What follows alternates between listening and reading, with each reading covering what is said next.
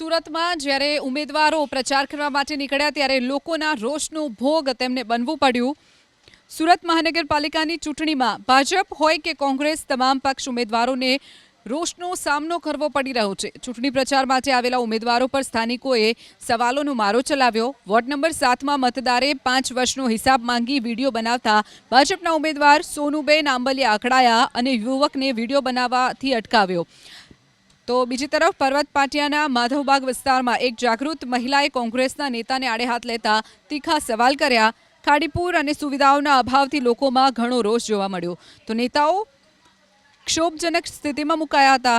તો કતારગામના ભાજપના ઉમેદવાર 1 વર્ષના યુવકોના સવાલોથી અકળાયા અને કેમેરો બંધ કરવા માટેનો પ્રયાસ પણ તેમના દ્વારા કરવામાં આવ્યો।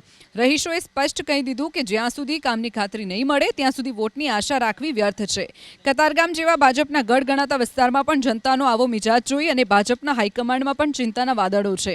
આ તરફ ચૂંટણી પ્રચાર સમયે ખોખરા વોર્ડની મહિલાઓએ ઉમેદવારોને રોકડું પરખાવ્યું। કોંગ્રેસના ઉમેદવારોએ પ્રચાર અર્થે જતા મહિલાઓ તમામ પક્ષ માટેનો રોષ દર્શાવ્યો।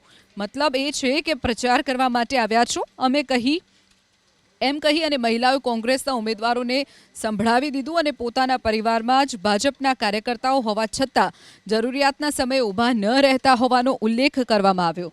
મહિલાઓએ રોષ વ્યક્ત કરતા કહ્યું કે 3 દિવસ ચૂંટણી છે એટલે દેખાશે, બાકી કોઈની માં મરે તો પણ રાજકારણીઓ આવતા નથી। સ્થાનિક મહિલાના આક્રોશ બાદ કોંગ્રેસના ઉમેદવારો રવાના થયા હતા।